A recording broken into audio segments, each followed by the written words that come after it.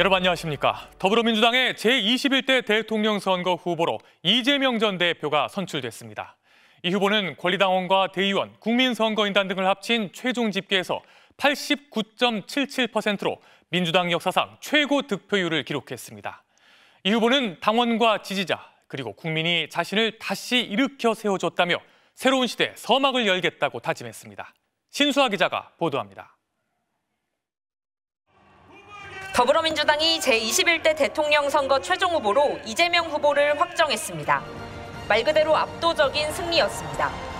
권역별 권리당원과 대의원, 또 재외국민과 국민선거인단에 이어 누적 득표율까지 90%를 넘나드는 수치가 발표될 때마다 전당대회장은 환호로 가득 찼습니다.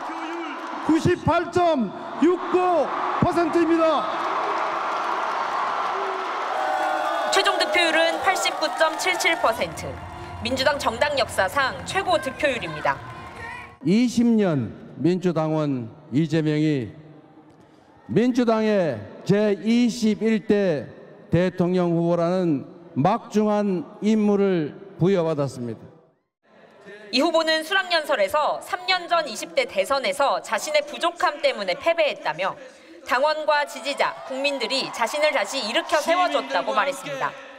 또 정확히 23년 전인 2002년 4월 27일 노무현 후보가 민주당 대선 후보로 선출됐다며 2025년 4월 27일도 새로운 시대의 서막이 될 거라고 정권교체 의지를 드러냈습니다. 진정한 주권자의 나라, 진짜 대한민국이 시작된 날로 기록될 것입니다. 경제와 통합을 강조한 김동연 후보는 6.87%, 지방분권에 방점을 뒀던 김경수 후보는 3.36%에 그쳤습니다. 이제 민주당답게 더 크게 하나 됩시다. 그 힘으로 국민의 에너지를 하나로 모읍시다. 자랑스러운 민주당원 여러분과 사기 민주정부를 반드시 성공시키겠습니다. 민주당 계열 정당 역사상 최고 득표율을 갈아치우며 당 대선 후보로 선출된 이재명 후보는 국립서울현충원 참배를 시작으로 본격 대선 행보에 돌입합니다. MBC 뉴스 신수아입니다. 이재명 후보는 30분간 이어진 수락연설에서 통합을 14번 언급하며 비상계엄과 탄핵을 거치면서 양극단으로 갈라진 대한민국을 통합시키겠다고 강조했습니다. 또 자신의 구호인 먹사니즘과 잘사니즘을 외치며 준비된 대통령 후보임을 내세웠습니다. 강현섭 기자가 보도합니다. 더불어민주당 대선 후보로 확정된 이재명 후보는 30분 가까운 수락연설에서 압도적인 정권 교체를 강조했습니다. 이번 대선은 정당들의 대결이 아니라 미래와 과거, 도약과 퇴행, 희망과 절망의 대결이라고 목소리를 높였습니다. 내란의 아픔을 이겨내고 다시 꿈과 희망이 넘치는 진짜 대한민국으로 나아갈 준비, 여러분은 되셨습니까? 그러면서 자신이 국민의 훌륭한 도구가 될 준비된 대통령 후보라고 주장했습니다. 시민병원 설립운동을 하던 자신이 성남시장으로 당선돼 시립의료원을 세웠던 경험도 언급했습니다. 또 경기도지사와 민주당 대표를 역임하며 경기도와 민주당을 자신이 바꿔냈다며 대한민국도 바꿔내겠다고 선언했습니다. 완전히 새로운 나라, 희망과 열정 넘치는 진짜 대한민국을 만들어서 보답하겠습니다. 이어 국민통합을 여러 차례 강조했습니다. 윤석열 전 대통령은 친이 군사 쿠데타로 타협을 배제하고 상대를 말살하려 했다면서 대화와 타협으로 민주주의를 복원하겠다고 공언했습니다. 자신의 구호인 먹사니즘과 잘사니즘을 내세우면서 이념을 뛰어넘는 실용주의에 다시 한번 방점을 찍었습니다. 더 이상 과거에 얽매여서 이념과 사상, 진영에 얽매여서 분열과 갈등을 반복할 시간이 없습니다. 출마론이 거론되는 한덕수 총리를 향해선 헌법재판소 명령조차 이행 안 한 것 자체가 내란 행위라고 날을 세웠습니다. 또 대선 캠프에는 비명계 등 가급적 많은 사람들이 참여하도록 할 거라고 설명했습니다. 국민의힘은 민주당 이재명 후보 확정에 대해 제대로 된 검증은커녕 공방조차 없었던 아버지 이재명 추대식이었다며 대선에서 혹독한 결과가 나타날 것이라고 논평했습니다. MBC 뉴스 강연섭입니다. 이재명 후보의 대권 도전은 이번이 세 번째입니다. 인권 변호사 출신의 비주류 정치인에서 거대 야당의 대표를 거쳐 이제는 사상 최고의 득표율로 다시 원내 일당의 대선 후보가 됐는데요. 기본 사회를 내세우며 진보 색채를 드러냈던 지난 대선과 달리 이번엔 중도 보수를 표방하는 실용주의로 대권 도전에 나섰습니다. 정상빈 기자가 보도합니다. 지난 2017년 더불어민주당 대선 경선, 당내 비주류였던 성남시장 이재명 후보가 문재인 후보에게 도전했지만 차기 주자 명단에 이름을 올리는 데 만족해야 했습니다. 5년 뒤 재도전, 이번엔 이낙연 후보와 서로 흠집을 내는 거친 경쟁 끝에 겨우 진보 진영 주자로 나섰습니다. 하지만 검찰총장 출신 정치 신인 국민의힘 윤석열 후보에게 0.73%포인트 차이로 석패해 대권 바로 앞에서 발길을 멈춰야 했습니다. 대통령 파면으로 빨리 찾아온 기회, 어대명 구도에 이변은 없었습니다. 지역마다 90% 안팎 득표로 경쟁 후보들을 압도했습니다. 경선 규칙에 반발해 김두관 후보가 하차했고 여론조사 업체 선정을 두고 잡음도 있었지만 당내 원팀 분위기는 뚜렷했습니다. 이제부터 김동연의 비전이 이재명의 비전입니다. 이제부터 김경수의 꿈이 이재명의 꿈입니다. 인권 변호사 출신 비주류 정치인은 거대 야당을 장악한 대표를 거쳐 이제 대권 도전 세 번째 출발선에 섰습니다.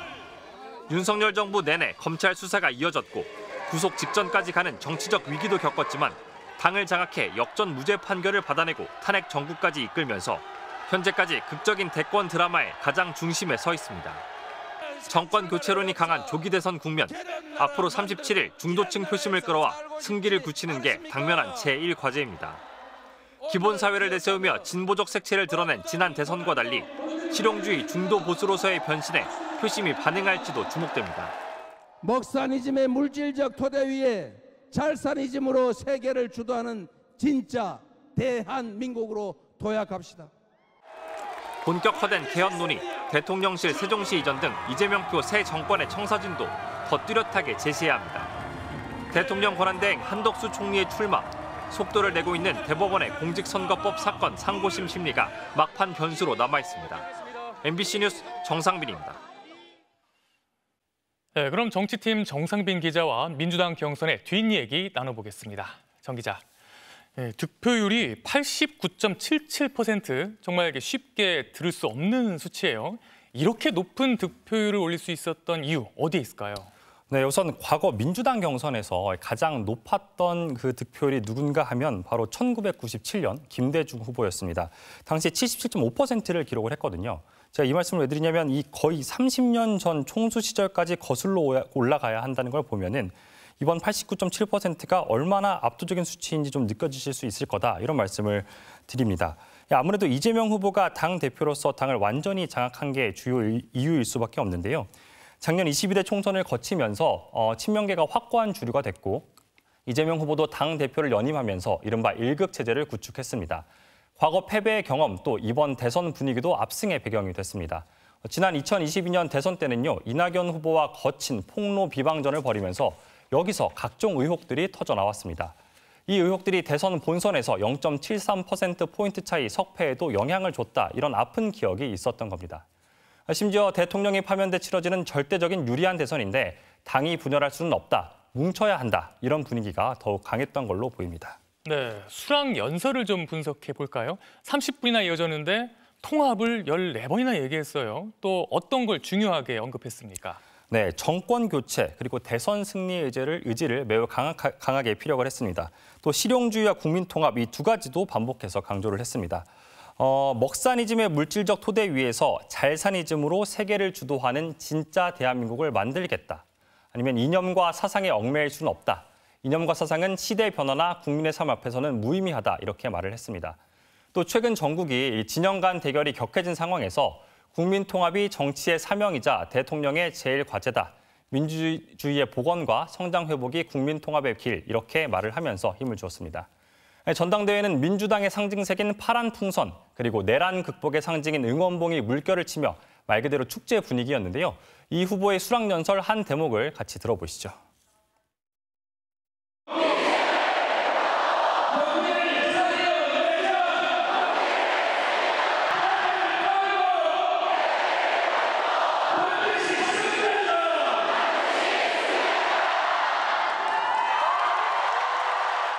네, 승리의 의지를 불태우는 장면이 인상적이네요.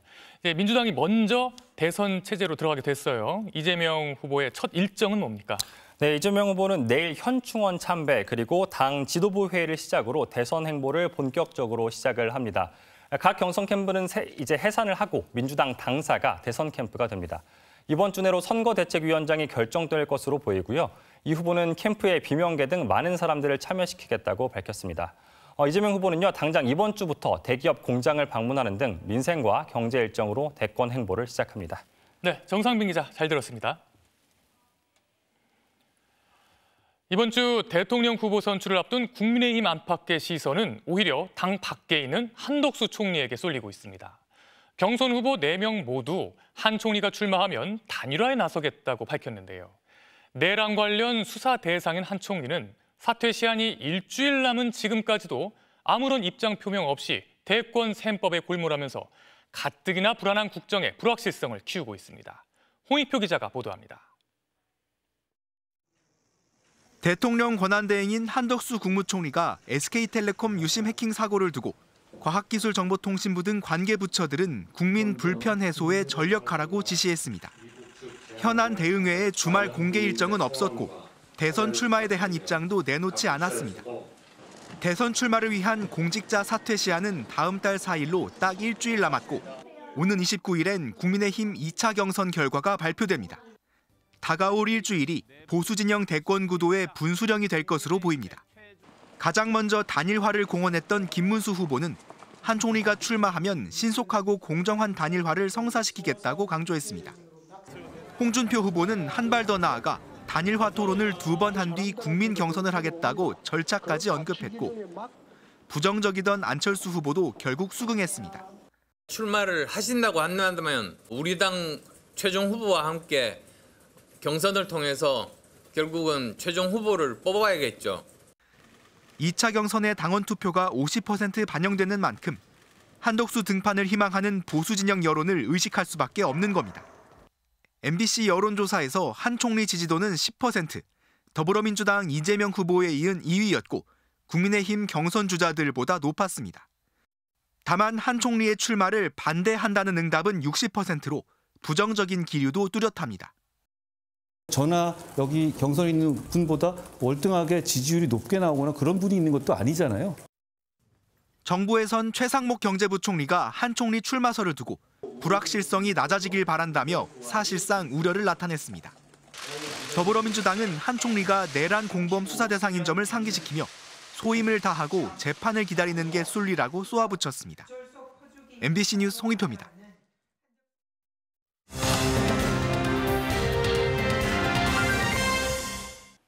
민주당은 오늘 대선 후보가 확정됐지만 국민의힘은 아직 변수가 많죠.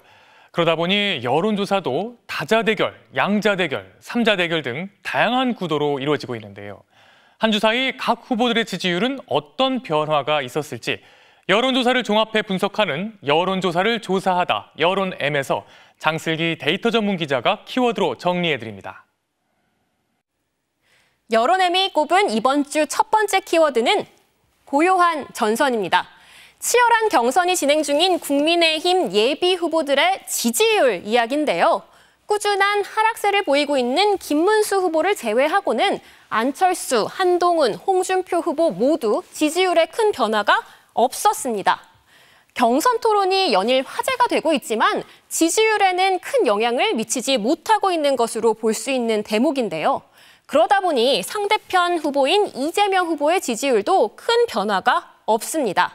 상대 후보에 관계없이 50%에 가깝게 나타나고요. 격차가 최대 25%포인트까지 벌어지는 경우도 있습니다.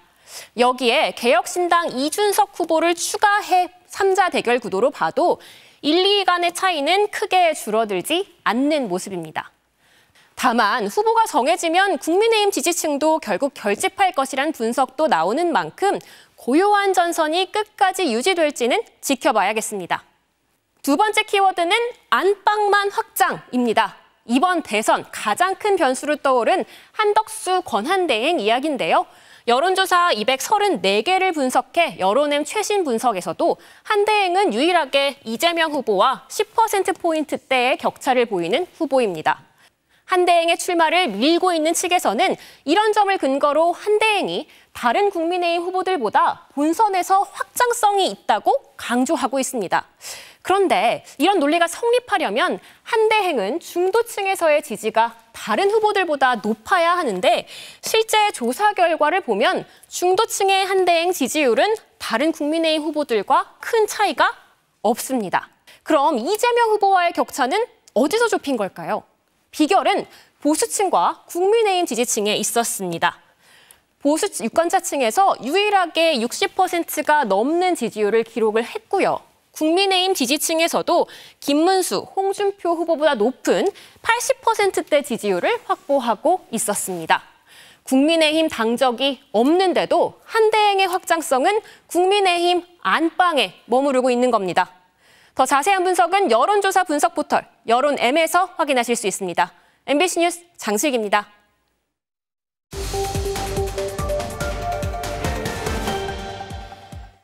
국민의힘은 모레 후보 4명의 2차 경선 결과를 발표하는데요. 투표를 앞두고 마지막으로 열린 토론에서는 각 후보들의 과거 행보가 논쟁거리가 됐습니다. 안철수 후보는 과거 박원순 전 서울시장을 지지한 적이 없다고 했고 김문수 후보는 전광훈 목사와의 연관성을 또다시 부인했는데요. 팩트체크 선택 2025에서 이준범 기자가 검증해봤습니다. 국민의힘 안철수 경선 후보는 과거 서울시장 보궐선거에서 박원순 변호사를 지지했던 이유를 묻자 그런 적 없다고 했습니다. 지지 선언을 하신 게 맞습니까? 안 맞습니까? 지지 선언은 하지 않았죠. 언론 보도 보면 그렇게 나오던데요? 그분이 안 왔으니까요. 하지만 안 후보는 당시 자신의 불출마 기자회견에서 박원순 변호사가 적임자라고 말했습니다. 서울시장직을 누구보다 더 잘 수행할 수 있는 아름답고 훌륭한 분이라고 생각합니다. 선거 이틀 전 후보 캠프를 찾아가 응원의 편지를 건네며 지원 활동도 벌였습니다. 저도 멀리서나마 계속 성원하고 있었고요. 오늘 응원 드리러 왔습니다. 김문수 후보는 전광훈 목사와의 관련성을 재차 부정하면서 같이 정당 활동을 한 건 아니라고 말했습니다. 전광훈 목사는 당이 따로 또 하나 있고요. 그 기독교 당이 하나 있고. 처음에 창당할 때 같이 창당하신 건 아닙니까? 뭐 같이 그 당원이 되거나 전광훈 목사가 이래 한 건 없고. 지금은 후원당 타당. 당시 창당 행사에서 전 목사는 자신이 김 후보에게 창당을 설득했고 총선까지 도와주기로 했다고 말했습니다.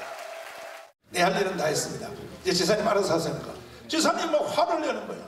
목사님 여기까지 해놓고 도망가려고 그러면 그럼 내가 그럼 어떻게 해야 되니까 4월 15일까지는 지도해 주셔야죠. 4월 15일까지. 그래서 내가 4월 15일까지는 내가 지도하기로 마음을 먹었습니다. 홍준표 후보는 국회를 상원과 하원, 양원제로 바꿔야 한다며 OECD 국가 중 상하원이 없는 곳은 한국과 튀르키예 두 곳뿐이라고 말했습니다.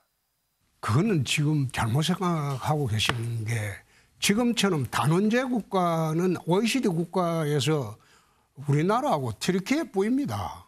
전부 양원제입니다.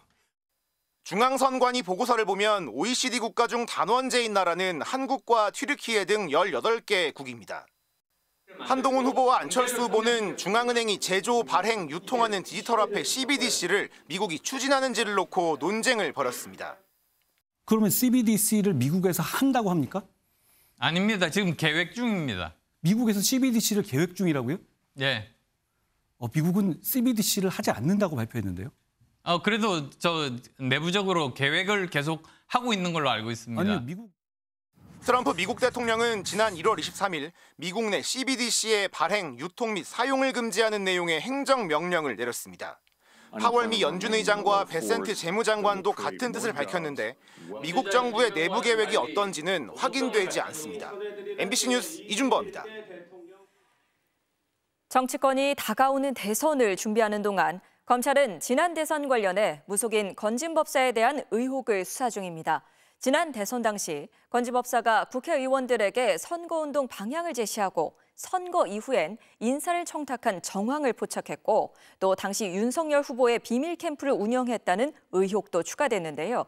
검찰은 건진법사가 윤 전 대통령 부부와의 친분을 빌미로 금품을 챙긴 걸로 보고 김건희 여사 선물로 건네줬다는 다이아몬드 목걸이와 건진법사 집에서 나온 한국은행 관봉권의 출처를 찾고 있습니다. 고병찬 기자입니다. 김건희 여사의 허위 경력 논란이 불거진 2021년 12월 15일 국민의힘 윤한홍 의원이 건진법사 전성배 씨에게 문자를 보냈습니다. 권성동 의원과 제가 완전히 빠지는 게 도움이 되겠냐고 묻는 질문에 전 씨는 후보는 끝까지 같이 하길 원한다며 조직 명단 붙이고 나면 조용해질 거라고 답했습니다. 검찰은 건진법사 전 씨가 국회의원들에게 방향을 제시하는 등 지난 대선에서 사실상 선거운동을 주도한 것으로 보고 있습니다. 무속인 논란으로 건진법사가 소속된 네트워크 본부가 해체된 뒤에도 밝은미래위원회로 재편해 활동하고 일일 보고까지 받았다는 게 검찰 판단입니다. 건진법사가 사비를 들여 서울 양재동에 윤석열 비밀 캠프를 운영했다는 의혹도 추가로 제기됐습니다. 건진법사는 대선 직후인 2022년 3월 22일엔 윤한홍 의원에게 농공행상은 하늘의 뜻이라며 권력은 나눌 수 없는 거지만 나눠야 성공한다고 노골적으로 인사를 청탁했습니다.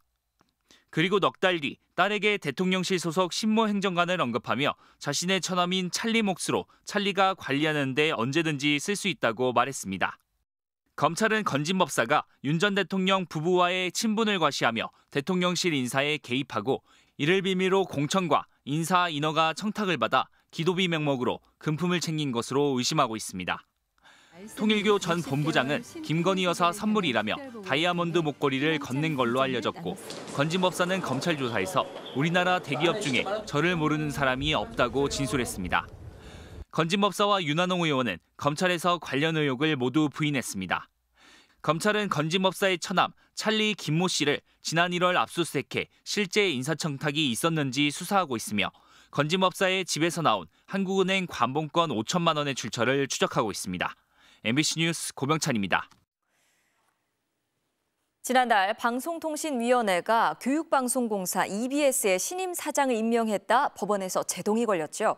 그러자 즉시 항고로 불복한 이진숙 방통위원장이 이번에는 현 EBS 사장의 직무를 멈춰달라는 가처분 신청을 법원에 낸 걸로 MBC 취재 결과 확인됐습니다. 이혜리 기자가 단독 보도합니다. 지난달 26일 이진숙 방송통신위원장은 김태규 부위원장과 단둘이 회의를 열어 신동호 EBS 사장 선임 안건을 의결했습니다. 방통위 상임위원 2명만의 의결은 이미 법원에서 여러 차례 위법성이 지적됐는데도 임명을 강행한 겁니다. 김유열 당시 사장을 비롯한 EBS 임직원들은 크게 반발했고 신동호는 물러가라! 신동호는 물러가라! 법원은 임명 효력을 멈춰달라는 김 사장의 집행 정지 신청을 받아들였습니다. 이렇게 신동호 씨의 임명이 좌절되자 즉시 항고로 불복했던 이진숙 위원장은 또 다른 법적 다툼에 나선 걸로 확인됐습니다. 김유열 현 사장의 직무를 당장 정지해달라는 가처분을 신청한 겁니다. 이 위원장은 신청서에서 지난달 7일로 3년 임기가 끝난 김 사장이 직무를 계속하고 있어 법적으로 보장된 자신의 임명권이 침해당했다고 주장했습니다. 그러나 한국교육방송공사법은 임기가 끝난 임원에 대해 후임자가 임명될 때까지 직무를 수행하도록 규정하고 있습니다. 법원에 신임 사장 임명 효력 정지를 인정할 수 없다며 2심으로 끌고 간 이 위원장이 관련 법에 따라 임기를 이어가는 현 사장에게도 권리 침해를 바로잡으라고 요구하는 셈입니다. 전임 사장이 자신의 권리를 침해한 게 아니라 그거는 법원의 결정으로 가처분이 인용됨으로써 그 법률에 따라 임기가 연장된 것에 불과한데 김유열 사장은 MBC와의 통화에서 신동호 씨 임명 관련 항고심에서 다투면 될 일이라며 법리상 납득하기 어려운 가처분 신청까지 해가며 국가의 세금과 행정력을 엉뚱하게 낭비한다고 비판했습니다. 이 위원장이 김 사장의 직무를 정지해달라고 제기한 집행정지 사건의 첫 신문은 다음 달 2일 열립니다. MBC 뉴스 이혜리입니다. SK텔레콤 유심 해킹 사고의 여파가 오늘도 이어졌습니다. 불안한 가입자들이 몰리며 명의 도용 차단 서비스 접속이 종일 지연됐고 매장에는 유심 재고가 부족한 상황인데요. SK텔레콤은 오늘 불법 유심 복제 피해 발생 시 책임지고 보상하겠다고 발표했습니다. 박진준 기자가 보도합니다. 인터넷 은행이 제공하는 명의 도용 차단 서비스입니다. 조회 버튼을 누르면 사용자가 많아 이용이 어렵다는 안내가 나옵니다. 다른 명의 도용 차단 서비스도 마찬가지. 접속은 되지 않고 서비스 지연 안내 공지만 뜹니다. SKT 사태 이후에 이용자가 급증하면서 서비스 운영에 어려움을 겪고 있습니다. SK텔레콤이 지난 18일 발생한 유심 해킹 사고 이후에도 특단의 대책을 내놓지 못하자 벌어진 일입니다. 이제 제 번호로 다른 사람이 가입하거나 제 정보를 이용해서 다른 2차적인 금융적인 부분이라든지 그런 문제가 있을까 봐 걱정이 됩니다. SK텔레콤이 내일부터 2,400만 명이 넘는 가입자를 대상으로 유심 무상 교체를 약속했지만 원활한 교체가 가능할지는 불투명합니다. 불안감에 가입자들이 유심을 찾아 나서면서 상당수 대리점의 재고는 바닥난 상태입니다. 인터넷 게시판에는 SK텔레콤 대리점을 찾아가도 유심 교체가 어렵다는 글이 계속해서 오르고 있습니다. 해외 로밍 중인 가입자들의 불만도 큽니다. 귀국할 때까지 유심 교체는 어려운데 유심 안심 서비스에 가입하면 로밍 서비스를 받을 수 없기 때문입니다. 를 가입하게 될 경우에는 전화, 인터넷 모든 기능이 안 된다고 하더라고요. 항공 운송을 하든 여러 번 추천을 했었거든요. 고객센터 쪽에 상담원이 안 된다 하니. 이에 대해 SK텔레콤 측은 정보 유출 피해가 발생하면 책임지고 보상하겠다며 현재 보유 중인 100만 개 유심 외에 추가로 500만 개를 확보해 무상 교체를 진행하겠다고 밝혔습니다. 한덕수 대통령 권한대행은 유심 해킹 사고와 관련한 SK텔레콤의 조치에 대해 적정성을 면밀히 점검하라고 관계 부처에 지시했습니다. MBC 뉴스 박진준입니다. 한 스포츠센터가 갑작스레 문을 닫아 회원권을 끄는 회원들이 항의를 했는데요. 닥달하면 환불 없다는 황당한 공지를 해 논란입니다. 최근 문을 닫기 전까지 대규모 할인 행사로 회원권을 판매해 계획된 먹튀가 아니냐는 의혹도 제기되고 있습니다. 최다운 기자가 취재했습니다. 지난 2019년부터 목포에서 영업해온 한 스포츠 시설. 5층짜리 건물의 2층부터 5층까지 필라테스와 골프, 헬스장 등 다양한 종목의 시설이 들어가 있습니다. 지난 17일 회원들에게 갑작스럽게 영업 종료를 알리며 논란이 시작됐습니다. 그냥 딱 밤에 저녁 10시 10몇 분인가 갑자기 문자가 왔어요. 센터가 문 닫는다고. 이후 회원들의 환불 문의가 이어지자 업체 측에서 보낸 공지사항은 피해자들의 분노를 샀습니다. 공지사항에는 도 이상 환불을 해드리려고 노력하고 있다. 닥달하시는 회원님은 환불을 안 해드리겠다. 먹튀해도 되지만 그렇게 하지 않으려 한다라는 적반하장식의 내용이 담겨 있던 겁니다. 황당무계하고 이렇게 돈 띄워먹으려고 당당하게 말하는 사람들도 참 뻔뻔스러운 사람들이 있구나라는 건. 온라인 카페에도 관련 공지 자체를 못 받았거나 최근 회원권을 구매했다는 등의 피해 사례를 공유하는 글이 잇따르고 있습니다. 해당 업체는 영업 종료 직전까지 봄맞이 행사 등 대규모 할인 행사를 진행한 걸로 확인됐습니다. 헬스장 입구에는 영업 종료 2달 전부터 판매를 시작한 192만 원의 1년짜리 회원권 홍보 팜플렛도 붙어 있습니다. 업체 측은 취재진과의 통화에서 환불해줄 의지가 있다고 하면서도 구체적 답변은 내놓지 못했습니다. 저희가 안 주겠다는 게 아니잖아요. 아니, 회원님 각자에 따라 정말 엄청난 금액이면 제가 말을 안 하겠어요. 하지만 해당 업체는 현재 임대료와 관리비 등 수억 원이 체납된 상태로 환불이 가능할지 의문인 상황. 피해 회원들 역시 온라인 등에서 사례를 공유하며 집단 고소 등을 검토하고 있습니다. MBC 뉴스 최다운입니다. 어제 오후 강원도 인제군에서 발생한 대형 산불이 다행히 20시간 만에 진화돼 대피했던 주민들도 집으로 귀가했습니다. 하지만 오늘도 전국 곳곳에서는 크고 작은 산불이 잇따랐는데요. 건조한데 강한 바람까지 불고 있어 또 불이 날까 여전히 마음을 놓을 수 없는 상황입니다. 김준경 기자가 취재했습니다. 산 정상에 화산이 폭발한 듯 연기가 치솟습니다. 매캐한 연기가 순식간에 시내 하늘을 뒤덮습니다. 어제 강원도 인제군 하남리에서 발생한 산불은 빠르게 확산되면서 인근 서울 양양고속도로 구간도 밤새 전면 통제됐습니다. 여기서 불이 났는데 이 온 전체가 이렇구나 지금. 어머 어떡해. 산불이 처음 시작된 곳을 다시 찾아가 보니 20시간 동안 타오른 불길 탓에 나무와 숲풀이 까맣게 타버렸습니다. 축구장 102개에 달하는 73헥타르의 산림이 사라졌습니다. 산불이 발생한 인제군에 왔습니다. 제대로 서 있기도 힘들 만큼 강한 바람이 불고 있는데요. 산불은 이 강풍을 타고 매섭게 번지기 시작했습니다. 인제에서 불이 났다는 소식을 듣고 양양 주민들까지 대피하면서 밤새 긴박한 상황이 이어졌습니다. 밤새 90% 이상의 진화율을 기록하며 마을까지는 번지지 않았고 주민들은 안도의 한숨을 내쉬었습니다.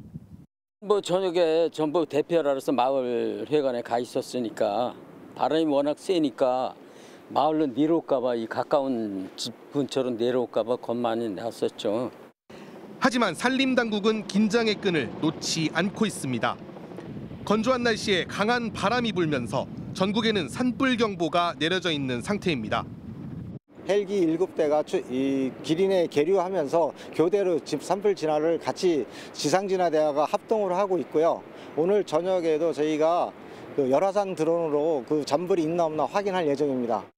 오늘 경북 청송과 강원 홍천에서도 산불이 나 1시간 반이 넘게 진화 작업을 벌여 큰 불길이 잡혔고 전북 전주와 남원, 울산에서도 산불이 발생해 주민이 대피하는 등 전국 곳곳에서 산불이 잇따랐습니다. MBC 뉴스 김준겸입니다. 잠시 후 뉴스데스크에 이어 방송되는 탐사기 엑스트레이트는 100일이 넘는 고민 끝에 나온 대통령 파면 결정에 대한 문영배 전 헌법재판관의 설명을 직접 들어봅니다.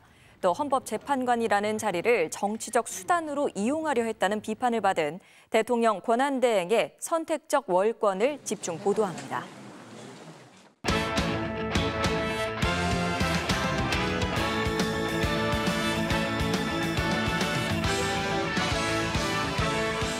일요일 밤 스포츠 뉴스입니다. 홈 경기에 나설 때마다 홈런포가 폭발하는 프로야구 삼성이 오늘도 홈런 3개를 터뜨려 5연승을 질주했습니다. 선두 LG에도 3경기 차로 다가섰습니다. 전은채 기자입니다. 올 시즌 원정 경기 홈런은 단 2개지만 홈 경기에서 무려 33개의 홈런을 기록한 삼성. 오늘도 홈팬들 앞에서 화력을 뽐냈습니다. 1회 구자욱의 시즌 6호 투런포에 디아즈의 연속 타자 홈런으로 일찌감치 기세를 올렸습니다. 디아즈는 5회에도 홈런 하나를 추가해 시즌 11개로 홈런 단독 선두가 됐습니다. LG 선발 임찬규와 기아 김도영의 대결입니다. 느린 커브와 더 느린 커브를 연달아 구사한 임찬규가 절묘한 제구력으로 3구 3진을 낚았습니다. 침묵한 김도영 대신 최영우가 해결했습니다. 4회 시즌 4호 솔로 홈런으로 역대 4번째 400 홈런에 1개만 남겼습니다.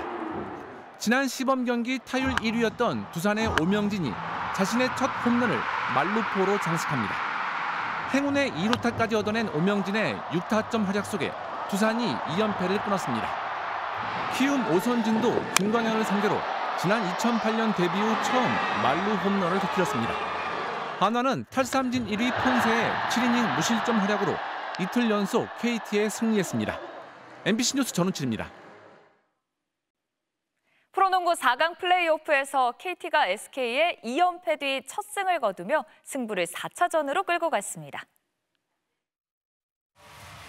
벼랑 끝에 몰린 KT, 오늘은 달랐습니다.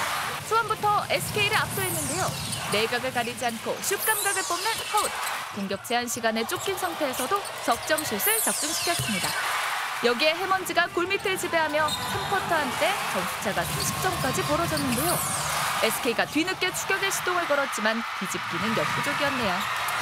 해먼즈의 더블 활약에 허운이 17점을 보탠 KT가 2연패 뒤 첫 승에 성공합니다. 4강 플레이오프 1, 2차전을 모두 진 팀이 챔프전에 갈 확률은 0%. KT는 기적을 연출할 수 있을까요? 이른바 김기동 더비로 불리는 경기죠. K리그1 서울과 포항의 시즌 첫 맞대결로 오늘 톱플레이 출발합니다. 전반 초반 포항의 역습 찬스입니다.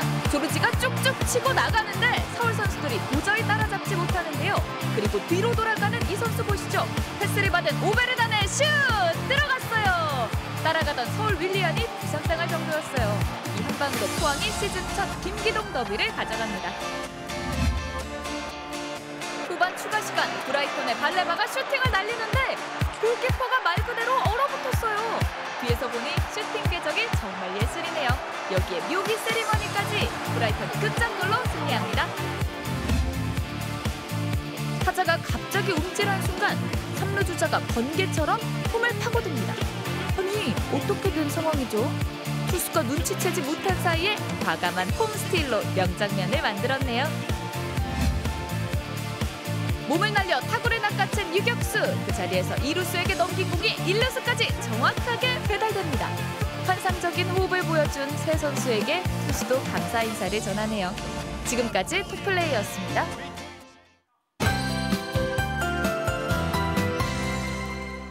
완연한 봄 날씨가 이어진 휴일이었습니다. 자연에서도 싱그러운 변화가 느껴지는데요. 산길을 따라서 푸른 풍경이 펼쳐져 있고요. 서서히 초록색으로 물들어가고 있습니다. 다만 건조한 날씨에 산불이 잇따르고 있습니다. 건조특보가 더 확대 강화됐습니다. 동쪽 곳곳에는 건조경보가 내려져 있는데요. 여기에 강풍주의보까지 발효 중입니다. 당분간 바람이 강하게 불겠습니다. 작은 불씨도 이 바람을 타고 빠르게 번지기 쉬우니까요. 불조심하셔야겠습니다. 내일도 따뜻한 봄 날씨를 보이겠습니다. 서울 낮 기온 20도로 오늘과 비슷하겠고요. 오늘 초여름 날씨를 보인 동해안과 남부지방에서는 기온이 다소 떨어지겠는데요. 광주가 22도, 동해 20도가 예상되고 있습니다. 내일은 전국이 대체로 흐리다가 아침부터 맑아지겠고요. 대기질은 내내 무난할 것으로 보입니다. 내일 아침 기온은 서울이 10도, 청주 9도, 부산 14도로 출발하겠습니다.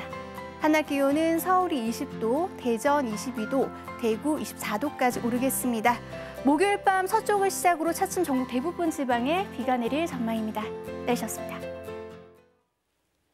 일요일 뉴스데스크 마칩니다. 함께해 주신 여러분 고맙습니다.